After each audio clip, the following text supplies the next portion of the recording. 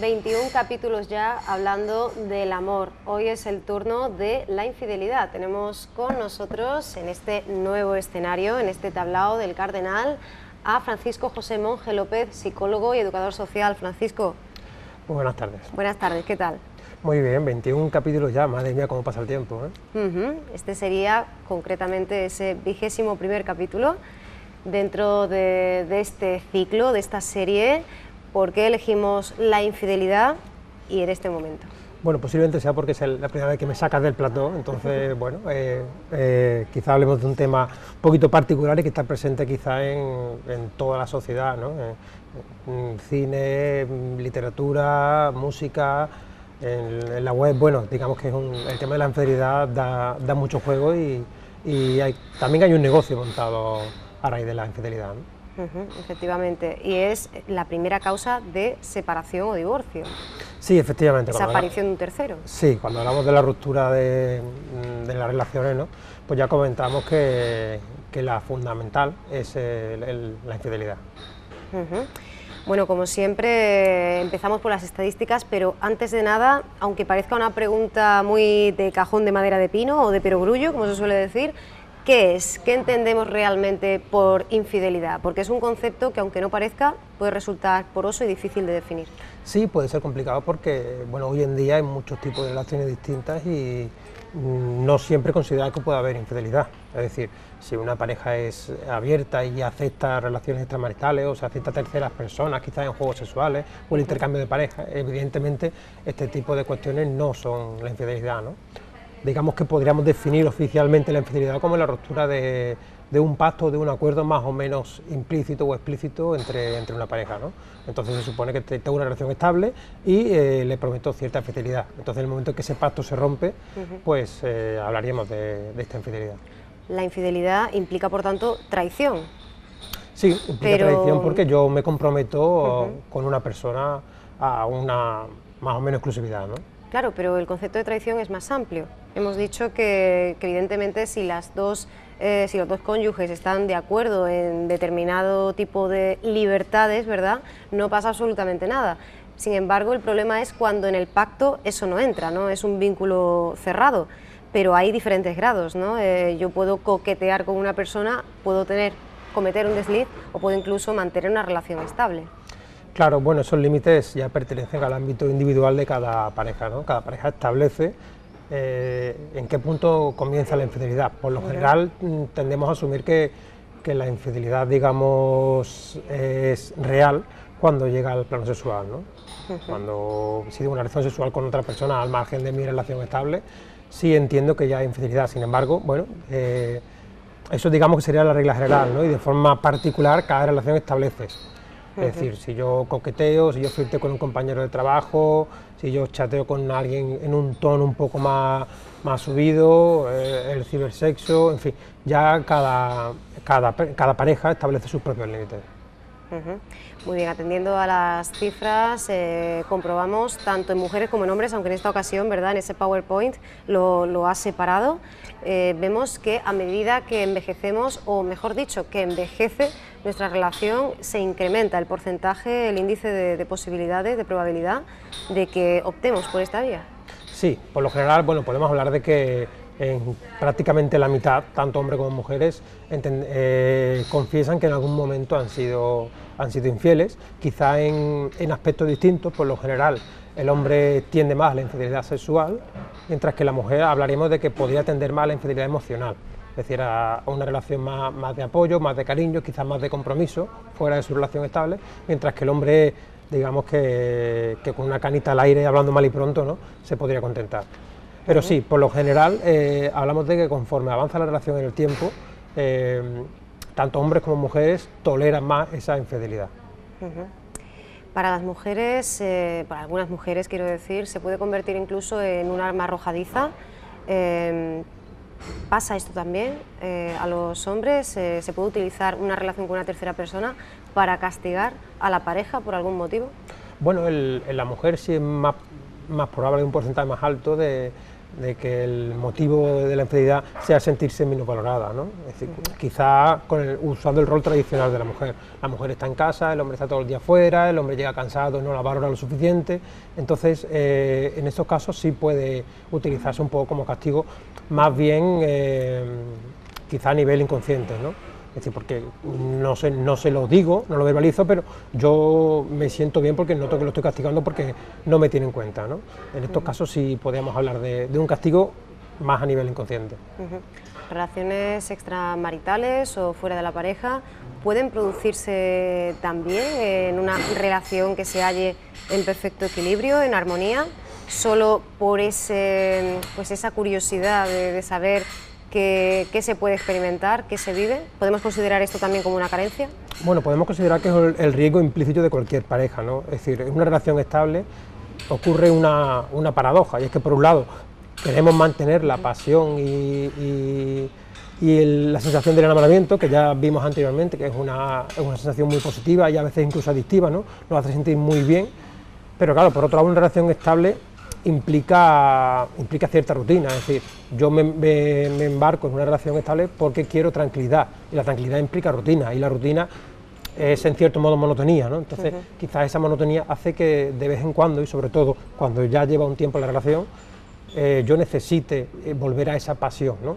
Y que marca el enamoramiento, por lo tanto tengo tendencia, digamos, o hay un riesgo inherente a recurrir a la infidelidad. En la víctima, ¿qué es lo que más aterra? ¿Ese miedo a la soledad, la propia autoestima, cómo se va minando al entrar, digamos, en competición, en competitividad con otra persona? Hablamos de la víctima, ¿no? Dicho en la víctima, sí. Bueno, en la víctima casi, mientras no lo sepas, no hay problema, ¿no? Una vez que lo sabemos, pues la reacción inicial es la ira. La ira, el enfado hacia otra persona, me siento traicionado, quizás doblemente traicionado, porque a la propia infidelidad se suma el hecho del secretismo, ¿no? Seguramente esa infidelidad pues, se ha mantenido durante un tiempo y, bueno, por una cuestión azarosa o porque yo propiamente lo he buscado, lo descubro, ya hay la figura del detective o de la agencia que se encarga un poco de investigar este tipo de cuestiones, y cuando lo descubro siento una doble traición. Entonces la ira es fundamental. Luego, bueno, dependiendo de la reacción que yo tome y de la decisión de mantener o no mantener la pareja, pues puede haber sobre todo una mina en la autoestima, ¿no? Es decir, me siento infravalorado porque, bueno, he tenido una relación durante X tiempo y siento que la he perdido, que he perdido el tiempo, que quizás no valgo para mantener una relación, me siento culpable porque considero que yo he tenido parte de culpa en esa infidelidad. En fin, las sensaciones abarcan un poco esos campos. La primera pregunta que seguramente nos haremos es cómo se llega, ¿no?, a esta situación. Ahora analizaremos los diferentes puntos de partida. Creo que la primera secuencia, el primer fragmento, precisamente va dirigido a dar una respuesta, ¿no?, a esta pregunta. Volvemos a cuestión de sexo, ¿no?, que el inicio precisamente de esta serie lo marca pues, una infidelidad, ¿no?, la que se produce en el matrimonio, bastante estropeado, no viejo pero sí avejentado, entre Diego y Alba. Sí, la semana pasada ya vimos un extracto de esta serie en la que hablaba de un par de parejas disfuncionales. Bueno, ahora abordamos la tercera, que comienza con una infidelidad de ella. Pues vamos a quedarnos con este pequeño corte y enseguida volvemos. Bueno, pues desinterés, desatención, excusas, cuando se habla de sexo. ¿Es la falta precisamente de actividad sexual la principal razón, lo que termina quizá empujándonos, el detonante? Es una de ellas, ¿no? Bueno, como causa general de una infidelidad hablamos de una necesidad no cubierta, ¿no?, o no satisfecha por parte de algunos de los dos miembros de la pareja. Esa necesidad pues, puede ser sexual. Bueno, lo que dice Diego en el extracto es cierto, es decir, con el tiempo el deseo decrece en una pareja, el problema es cuando no decrece al mismo nivel, ¿no? Y ya hablábamos en semanas anteriores, analizando un poco parejas, que es muy difícil que estén los dos al mismo nivel, ¿no? Entonces, en el momento que hay una persona que está en un nivel distinto a otra, surgen necesidades insatisfechas. Entonces, ese es el punto principal de una infidelidad. Entendemos que si una pareja está bien avenida y es perfectamente feliz y plena, no hay lugar a la infidelidad, ¿no? O por lo menos no tal y como la entendemos. Él pregunta quién, cuándo, bueno, ese qué tal, ¿no?, mejor o peor que conmigo, pero sobre todo repite por qué, ¿no? Dice 2 veces por qué, por qué. Algo curioso que quizá nos suceda, Francisco, es que en lugar de abordar las causas como intentando amortiguar ese primer impacto, damos rodeos, ¿no? Nos fijamos más en aspectos accesorios totalmente colaterales que lo fundamental, aquello en lo que tarde o temprano tenemos que mirar, ¿no? Nos pues tenemos sí, que fijar en ello, por qué se ha producido, ¿no? La famosa canción de Perales, ¿no? ¿En qué lugar se enamoró de ti? Sí. Bueno, tendemos a fijar en esos detalles accesorios, quizá porque en la pregunta fundamental, que es el por qué, ya lo sé, es decir, por lo general, las necesidades que no tiene cubiertas una persona, las sabemos, porque seguramente nos lo habrá dicho anteriormente, ¿no? Con mayor o menor forma, o más o menos implícitamente, pero en el fondo lo sabemos, ¿no? Es decir, en este extracto de vídeo de lo que habla ella, que es de esa carencia sexual, de ya no me tocas, o ya no me siento deseada, seguramente no es la primera vez que se lo dice, y eso en el fondo lo sabemos, ¿no? Entonces, en el momento de ira, sobre todo el hombre, que quizás que tiene más el rol del macho dominante, macho sexual, se siente muy intimidado. ¿Lo encaja peor que ella?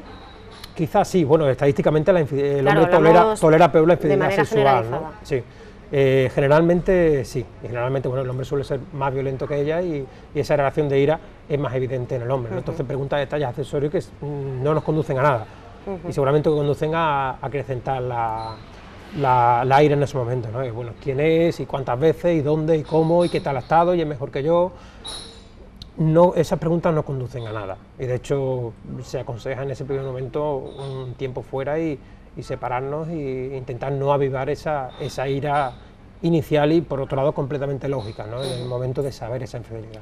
En esta secuencia que hemos visto, pues efectivamente se advierte y se explicita, ¿no? Ese decrecimiento del deseo.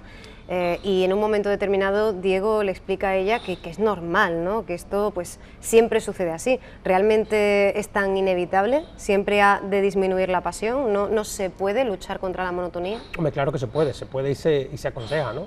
Para que no lleguen a estos extremos. Es verdad que es una tendencia general, por lo que hablamos, ¿no? Una relación estable se basa en la rutina y la rutina pues implica el acomodarse a este tipo de circunstancias. Lo que pasa es que bueno, claro que se puede luchar y es recomendable luchar y bueno, establecer rutinas nuevas actividades, nuevas fantasías sexuales, en fin, hay todo un mundo de estímulos y de actividades innovadoras que se pueden y se deben incluir si no quiero recaer en este riesgo, ¿no?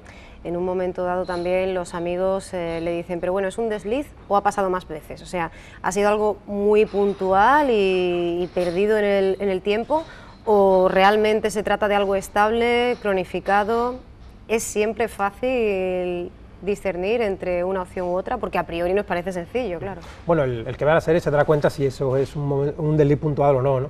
Los expertos sí diferencian claramente entre lo que sería una infidelidad puntual, basada básicamente en el sexo, y lo que sería una relación más cronificada en el tiempo. En el caso de un desliz puntual, digamos que es un mal menor, ¿no? Es decir, puedo entender o bien que es una cuestión de lo que llamamos una noche loca, ¿no? Es decir, se me va a la cabeza o tengo la oportunidad y no me sé controlar, y bueno, en esos casos quizás es un mal menor, como ya comentaba antes, ¿no? Mientras que si la relación se cronifica en el tiempo, ya hablamos de una necesidad consciente de algo que me falta en la pareja y que lo busco en otra, ya buscando una relación con mayor compromiso, ¿no? Es más grave. En cualquier caso, si no es relevante para la persona que comete esta infidelidad, mejor no contarlo, ¿no? Uy, el tema de la sinceridad ¿Esto es picaresca genuina española o realmente es un consejo que puede salir de una consulta? Bueno, es difícil el tema de la sinceridad porque, bueno, digamos que previene del acuerdo previo que hayan tenido entre las dos partes, ¿no? Aunque quizás tomo acuerdos de los que no estoy muy seguro, no soy muy consciente, ¿no? Es decir, yo quiero saberlo todo, pues hay veces que una vez que lo sé me doy cuenta de que a lo mejor hubiera sido más feliz no sabiéndolo. Bueno, hay un dicho popular que es el ignorante es el más feliz de todos, ¿no? Entonces, bueno, es una opinión muy particular mía, ¿no? Pero yo sí recomiendo que si hablamos de una infidelidad puntual y me he dado cuenta de que eso no conlleva nada, de que entiendo que no va a volver a suceder y que mi relación corre peligro, yo personalmente no lo contaría. Y yo si tuviese pareja sí le aconsejaría que en estos casos no lo quiero saber, porque quizá esa ira me lleve a no poder pasar por alto esa pequeña infidelidad y a romper una relación que que me he dado cuenta de que funciona, ¿no? O a lo mejor a raíz de esa infidelidad me he dado cuenta de que me merece la pena mantener mi pareja, ¿no? Entonces yo personalmente preferiría no contarlo. Por lo que hemos dicho antes, Francisco, entendemos que a mayor edad, incluso mejor dicho, a mayor experiencia, mayor puede ser el hastío, ¿no?, dentro de la relación, pero hay algunas franjas en ese sentido en las que sea más frecuente. Bueno, si no recuerdo mal, cuando hablamos de los divorcios hablamos de que a partir del año 14 o 15 se ampliaba el riesgo de separación, ¿no? Es decir, toda relación que lleva mucho tiempo, y cuanto más tiempo, más monotonía, pues se corre ese riesgo, ¿no? Pero sin embargo también cuando pasamos de la adolescencia a la juventud nos encontramos con unos años en los que tenemos tal voracidad, ¿verdad?, vital, que no todo el mundo está preparado para asumir un compromiso serio, y mucha gente lo afronta, da ese paso adelante, efectivamente, como decía, sin saber exactamente a qué se compromete, o por lo menos mirándolo muy de reojo, pero quiere seguir, ¿no?, conociendo, descubriendo, investigando. Sí, eso también son infidelidades, ¿no? Ahí hablamos de otro problema, algo distinto, aunque puede desembocar en una infidelidad, ¿no? Hablamos de una persona que no es madura, que no está preparada para un compromiso de una relación estable. Lo que pasa es que confundimos enamoramiento con amor. Ya lo hemos analizado anteriormente. Entonces, bueno, me embarco en un proyecto estable con una persona que en el fondo no es tan estable, ¿no? Entonces puede venir ese riesgo de infidelidad también, porque bueno, el propio adolescente también es víctima de sus hormonas, ¿no? Y entonces pues la pasión se desborda muchas veces y puedo cometer el riesgo de infidelidad. Pero quizás no es el tema del que estamos hablando hoy, ¿no? Hoy hablamos de una relación estable, madura, en la cual normalmente, por ciertas carencias que tiene uno de los dos miembros, se ve abocada a la infidelidad. Los vemos continuamente y sin embargo son muy perjudiciales, no debemos pasarlos por alto. Nos referimos a los mitos y los tópicos que existen en torno a la infidelidad, ¿no? Tú nos has preparado en ese PowerPoint pues esa confrontación, ¿no?, entre el mito, el estereotipo y la realidad, lo que sucede de verdad. Sí, quizás esos mitos están un poco mantenidos por el propio infiel, ¿no? Digamos que hay una doble moral porque, bueno, en principio, tanto el matrimonio como la relación estable implica una infidelidad, y como hemos visto en las estadísticas, esa infidelidad es bastante frecuente, ¿no? Entonces, digamos que me creo ciertas ideas para poder mantenerlo sin sentirme excesivamente culpable, ¿no? Y hay bastantes ideas, yo he seleccionado algunas, por ejemplo, la idea de que, bueno, la infidelidad es normal y que todo el mundo es infiel. Bueno, pues todo el mundo no es infiel, la infidelidad viene de una necesidad insatisfecha en la pareja. Y el promiscuo no tiene por qué ser infiel siempre, ¿no? No, de hecho, cuando hablamos de promiscuo hablamos de otro problema. El promiscuo normalmente no se embarca en una relación estable. Claro. Y si se embarca en una relación estable, va a ir yendo de una relación a otra más o menos esporádicamente, ¿no? Entonces ahí el problema es distinto. El problema es bueno, esa persona que directamente no quiere comprometerse, o lo hace por miedo a la soledad, o porque cree que es lo mejor, pero en el fondo no está seguro. En fin, ahí hablamos de problemas distintos, ¿no? Y también se puede ser fiel y seguir queriendo a la otra persona, ¿no? Sí, bueno, se puede ser infiel y seguir queriendo a la ese es otro persona. mito que quizás se mantiene más en la víctima de la infidelidad, ¿no? Es decir, me es infiel, por lo tanto no me quiere. Bueno, no hablamos del amor. A veces el amor no es suficiente. No, y no tiene nada que ver. De hecho, a veces yo tengo una infidelidad y la mantengo paralelamente a mi relación de pareja, porque en el fondo estoy enamorado de ella, pero tengo ciertas carencias que considero que mi pareja no puede satisfacer, pero en el fondo la sigo queriendo, ¿no? Entonces no tiene nada que ver, tiene que ver con necesidades insatisfechas, no tiene que ver con amor. Necesidades que tampoco tienen que ser prioritariamente sexuales, ¿no?, que es otra idea a la que acudimos habitualmente, ¿no? Sí, porque suelo entender que si soy el cornudo, la otra persona tiene que ser mejor que yo, tiene que ser más atractiva, tiene que tener mejores cualidades, y no tiene por qué. La otra persona simplemente pues le da a mi pareja lo que en un momento determinado yo no puedo darle, ¿no? No tiene nada que ver con el atractivo físico, ni con la situación socioeconómica, ni nada de ese aspecto. Otro elemento a tener en cuenta es el entorno, ¿no? Importantísimo en este momento. ¿Qué hacemos cuando nos encontramos en mitad de ese fuego cruzado, ¿no? Todos tenemos y tendremos, supongo, ¿no?, conocidos, familiares, amigos que en algún momento han tropezado con una circunstancia así, ¿no? Y nosotros somos confidentes, conocemos esa información, pero no sabemos muy bien qué hacer con ella. ¿Qué hacemos, no? Ante todo hay que ser prudente, pero también Bueno, no deja de situarnos, ¿no?, en un dilema moral, en una situación difícil. Claro, es difícil porque por regla general yo no tengo el mismo nivel de amistad con uno que con otro. Con las dos partes de la pareja. Normalmente conozco a una de ellas y la otra me ha venido, digamos, más o menos impuesta por esa relación, ¿no?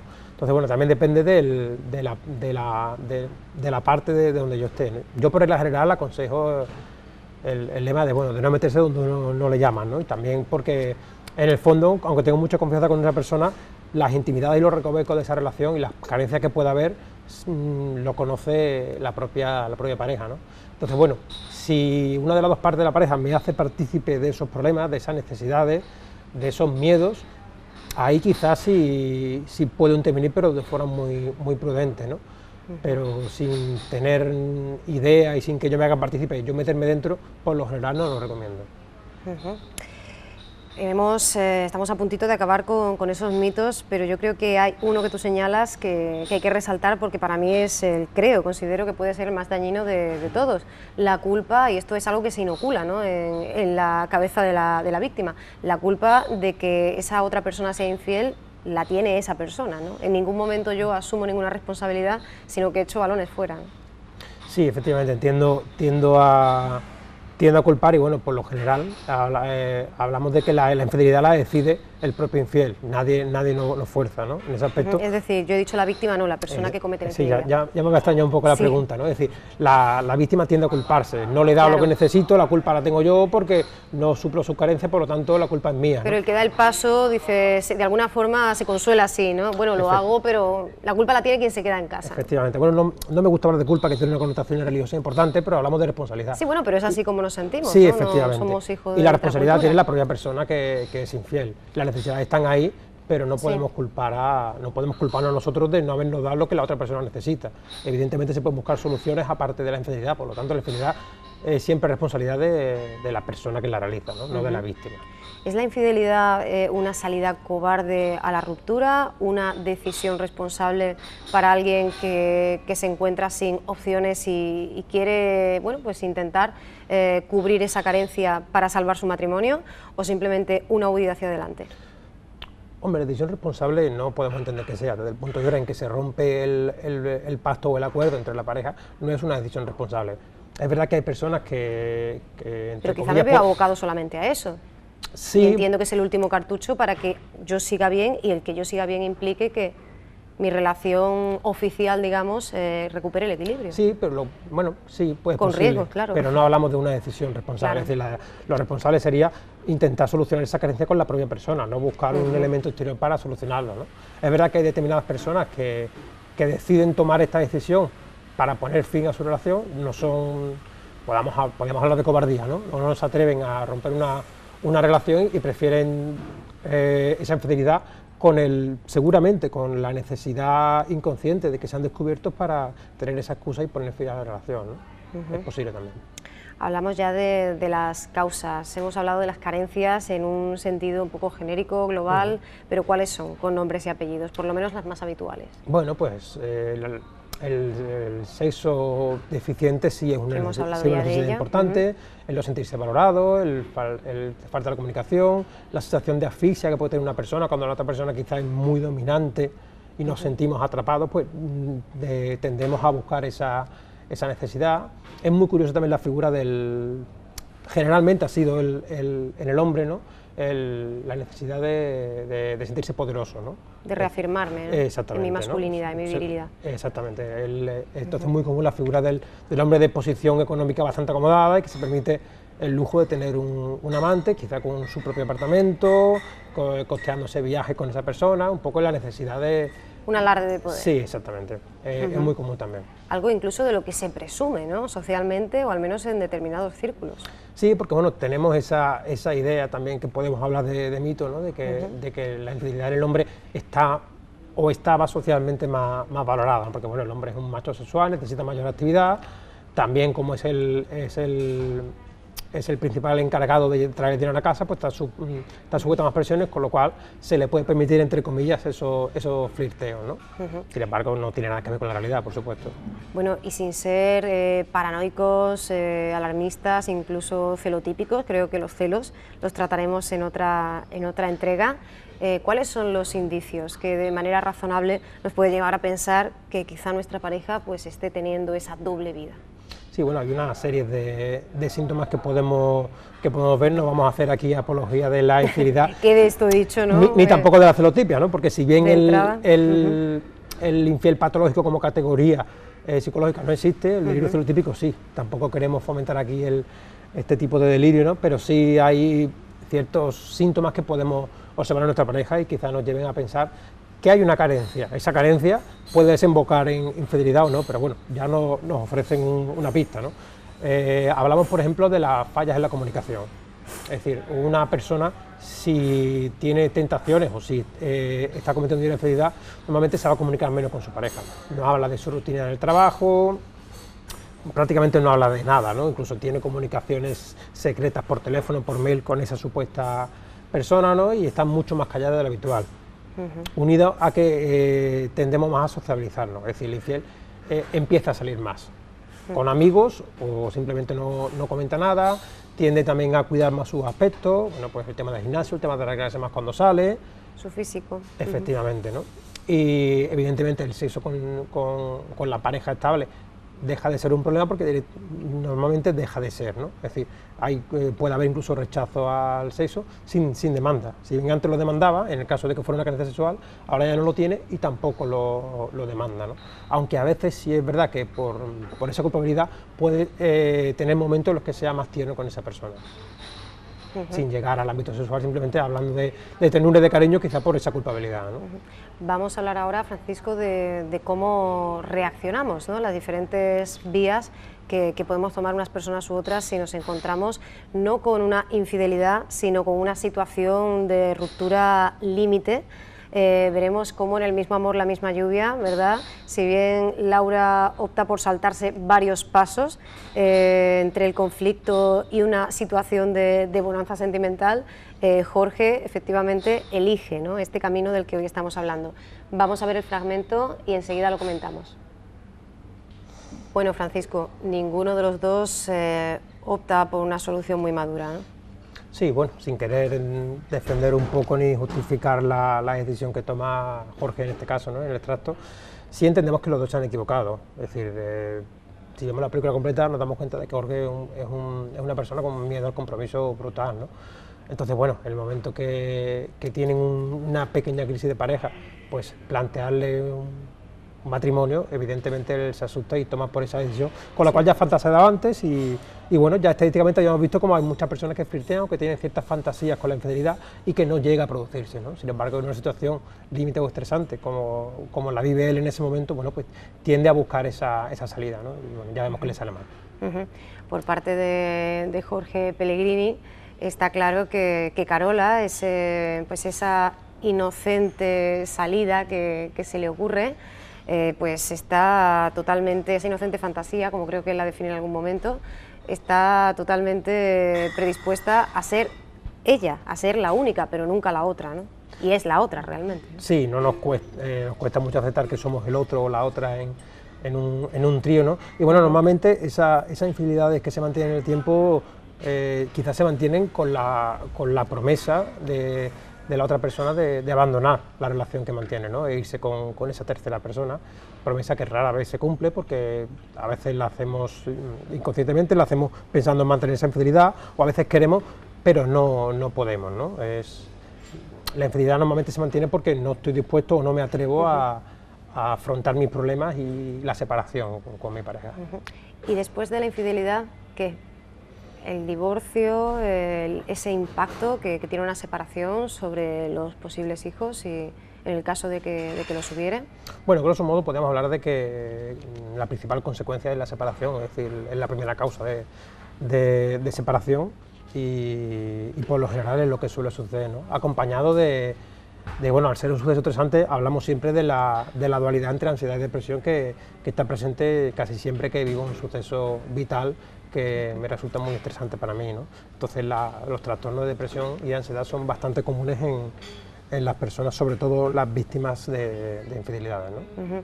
Es decir, que la infidelidad es consecuencia de un problema en la relación, pero también causa, ¿no?, de determinados trastornos posteriores que son los que llegan a las consultas, aunque entendemos que básicamente o sobre todo lo hacen las víctimas, ¿no? Es más difícil que el culpable, aunque no nos guste ese término, ¿verdad?, el infiel o la infiel, pues decida, ¿no?, desnudarse ante el terapeuta. Sí, por lo general no llegan las víctimas porque, bueno, el infiel, en cierto modo, si la infidelidad es cronificada en el tiempo, ya tiene un plan alternativo de vida, ¿no? Entonces, bueno, no es tan común que no llegue a consulta. Con respecto a las consecuencias, si tenemos hijos, todavía la ensalada se vuelve más rica y más compleja, ¿no? Existe el llamado gen de la infidelidad, quizá nombre mal adoptado porque no hablamos de genética, ¿no? Hablamos de que los hijos de personas que han sido infieles, que han vivido una infidelidad en su familia, tienden a repetir ese patrón, ¿no? Igual que los hijos de maltratadores suelen llegar a ser maltratadores, los hijos de infieles suelen llegar a ser infieles, ¿no? Es un patrón que se aprende. Entendemos que es un camino tortuoso para la persona que se encuentra con este pastel, con esta coyuntura, pero quizá muy frecuentemente nos olvidamos de que también puede ser muy difícil, ¿no? Un campo de minas para aquella persona que en un momento determinado pues cae en una infidelidad, ¿no? Sí, es difícil, bueno, y de hecho se conocen más las asociaciones y las entidades que apoyan a las personas infieles. Fíjate que en España hay la llamada Federación Española de Personas Infieles, ¿no? Es curioso, ¿no? Incluso en países como Argentina o Alemania existen empresas que ayudan a mantener esa infidelidad en el tiempo, ¿no? Digamos que por una cuota anual pues establecen te ayudan a establecer coartadas, a concertar citas, incluso hay páginas web destinadas explícitamente a la infidelidad, ¿no? Quizá porque es un negocio y genera dinero, ¿no? Bueno, y en tu caso, en el caso del profesional, que se pone frente a una persona que, bueno, venga, podríamos decir, de un bando o del otro, acude buscando una respuesta por parte de un psicólogo, de un terapeuta, ¿cómo se inicia ese diálogo? Bueno, es difícil, por lo general no llega a consulta parejas que ya han sufrido esa infidelidad, bueno, porque esa carencia no han sabido o no han querido solucionar a su debido momento, llega la infidelidad se mantiene durante un tiempo, la infidelidad se destapa y bueno, y acuden a consulta, ¿de acuerdo? Por lo general, tras la infidelidad viene esa reacción de ira que ya hemos visto en los otros extractos de vídeo, que es muy común. Y bueno, si acuden a consulta ya es un primer paso positivo, porque muchas de las veces la reacción común es el separarse tras conocerlo, ¿no? No es aconsejable porque este tipo de decisiones hay que tomarlas con la cabeza fría. Entonces, en esa reacción inicial, si pillamos a la pareja en terapia, lo ideal es intentar desactivar esas reacciones emocionales, ¿no? Desactivar o por lo menos dejar que cada persona se desahogue sin tener a la otra persona enfrente, ¿no? Porque, bueno, evidentemente van a llegar los reproches, van a llegar las acusaciones y podemos tomar decisiones en esos momentos de las cuales no somos plenamente conscientes o no estamos en disposición de tomarlas con pleno uso de nuestras facultades, ¿no? Entonces hay que intentar desahogar esas emociones de forma separada, es decir, directamente tiempo fuera, ¿no? Es decir, que la persona tome un tiempo de separación en la cual llore, exprese su ira, se desahogue. El grupo de apoyo aquí es muy fundamental, ¿no? Y una vez que hayan desaparecido esas reacciones emocionales iniciales, sí empezar un proceso de análisis de pareja, análisis de factores desencadenantes, buscar las causas y buscar soluciones. Que la solución evidentemente puede pasar por una separación o por mantener la relación. Ahí va a ser la propia pareja la que decida qué decisión tomar. Sin embargo, en ambos casos tenemos que aprender a perdonar. Tanto si somos la víctima, especialmente si somos la víctima, como si somos la otra persona, tenemos que perdonar a la otra persona por lo que haya podido pasar para poder pasar página, ¿no? Tanto si mantenemos la relación como si la cortamos. Y puestos a salvar los muebles, regresa la terapia de pareja. Como hemos hablado de, bueno, cómo se iniciaría el diálogo con una de esas dos personas, pero cuando los pacientes acuden, pues en pareja, en este caso, para resolver esas diferencias porque quieren seguir adelante con la relación, ¿cómo se desactivan, cómo se desbloquean esas primeras reacciones? Bueno, es fundamental que si tras un caso de infidelidad la pareja decide continuar, la terapia de pareja es fundamental porque necesitamos a una persona ajena a ese problema, que mantenga la frialdad y la neutralidad, ¿no? Y que sea capaz de ser objetiva sobre los propios problemas, porque bueno, la pareja, aunque haya pasado ese primer momento de ira y de frustración, seguramente esos sentimientos siguen ahí un poco escondidos y basta cualquier pequeño estímulo para que surja, ¿no? Entonces es fundamental tener ese terapeuta, esa persona que esté desde fuera siendo objetiva y ayudándonos a ser objetivos a nosotros mismos, ¿no? Bueno, hay que establecer compromisos. Hay que analizar las causas, seguramente las dos personas hayan puesto de su parte para llegar a esa infidelidad, ¿no? Entonces hay que analizar lo que puede dar cada uno. Y hay que intentar, en la medida de lo posible, perdonar, no olvidar, porque olvidar significa que no he aprendido nada, y esta infidelidad me tiene que ayudar a aprender para que no ocurran más veces, ¿no? Pero el perdón es fundamental. Debo intentar evitar los reproches, evitar recurrir al pasado y perdonar para seguir adelante. Y atender a lo que uno necesita, no a lo que uno merece, ¿no? Sí, efectivamente. No entrar en ese tipo de valoraciones. Sí, porque bueno, si soy la víctima y mi pareja me ha sido infiel, seguramente tenga ganas de hacerle daño, porque puedo considerar que se lo merece, y a lo mejor objetivamente es así que se lo merece, ¿no? Sin embargo, si decido continuar la pareja, lo que merece esa persona no es lo que yo necesito para mantener la pareja, ¿no? Lo que necesito es el perdón, intentar mantener esa relación en la medida de las posibilidades, ¿no? Vamos ya, Francisco, si te parece, con los consejos, en este caso a dos bandas, ¿no? Tanto al infiel como a la víctima de la infidelidad. Bueno, en todos los casos es aconsejable perdonar, que fácil es decirlo y qué difícil será para cada persona puntual en el momento. Esto lo dices mucho porque lo ves constantemente. Sí, porque bueno, me siento entre comillas un farsante sentado aquí hablando de lo que cada persona tiene que hacer o de los consejos que se deberían hacer, ¿no? Y es muy fácil decirlo y es tan difícil llevarlo a cabo, claro, que bueno, que por eso siempre recomiendo que si tenemos problemas para hacerlo de forma individual, recurramos a ayuda de un profesional, ¿no? Un profesional o al grupo de apoyo, ¿no? A amigos, a familiares que nos puedan ayudar, porque es muy difícil, ¿no? Pero bueno, por regla general, si yo soy infiel y la persona me deja, es importante que respete su decisión. Incluso aunque lo haya tomado en el momento del calentón, que podemos llamar, ¿no? En el extracto lo vemos muy bien, como en esa ira inicial, ellos se separan. Si continuamos viendo la película, vemos que hay momentos en los que esa relación se retoma, ¿no? Sin que se ánimo de destripar la película, pero posiblemente tome una decisión que es precipitada y a lo mejor no es la más idónea, ¿no? Pero en ese momento tengo que respetar a la persona. Si yo soy infiel y tú me dejas, tengo que respetar esa decisión, aunque crea que no sea la mejor, ¿no? Y quizás más adelante haya posibilidad de retomar por lo menos el diálogo para analizar, ¿no? Y si si se decide mantener la relación siendo yo el infiel, es muy importante que sea paciente, porque esa persona está dolida, esa persona quizás caiga en hacer los reproches y debo evitar responder, porque bueno, en cierto modo he sido yo el que ha cometido el error o el error más grande, ¿no? Entonces hay que tener paciencia y un poco aguantar. Al infiel, por tanto, se le pide gratitud y coherencia, ¿eh? Sí, efectivamente. Y en el caso de la víctima, si decido cortar la relación, es importante que me desahogue y que llore lo que tenga que llorar, ¿no? Y como es muy frecuente en la cuestión de sentirse culpable, de que mi autoestima baje brutalmente, porque considero que he perdido muchos años, hay que intentar un poco animarla, y el grupo de apoyo va a ser muy importante, ¿no? Es decir, eliminar esos pensamientos de que yo he tenido toda la culpa, de que yo soy el culpable, de que he perdido X años de mi vida, de que no voy a ser capaz de retomar mi vida o de establecer nuevas relaciones. Es difícil, insisto otra vez, ¿no? Es muy fácil decirlo y muy complicado el hacerlo, pero es interesante tener gente a nuestro alrededor que nos ayude a eso, ¿no? Y en cualquier caso, la prevención.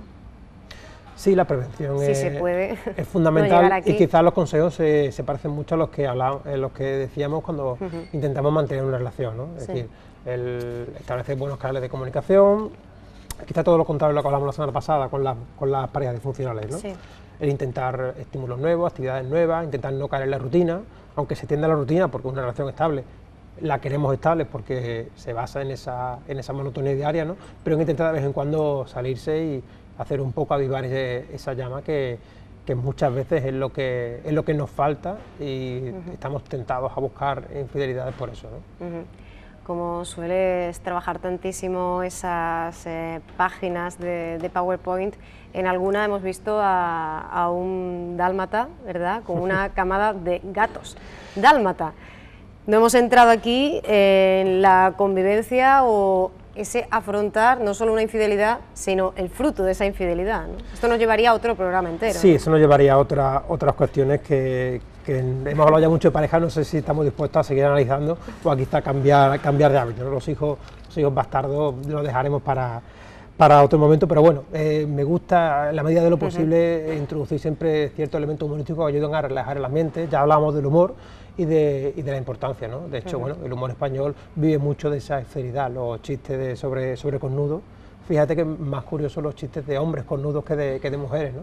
El hombre, como lo vive como una humillación más grande, claro, bueno, pues digamos que tiende a soltar esas inseguridades, ¿no? en forma de humor y suele ayudar bastante el intentar, en la medida de lo posible, tomarse este tipo de cuestiones y todo en la vida en general con un poquito de sentido del humor. Bueno, pues seguimos esa filosofía, ¿verdad? Y acabamos con un poquito de humor.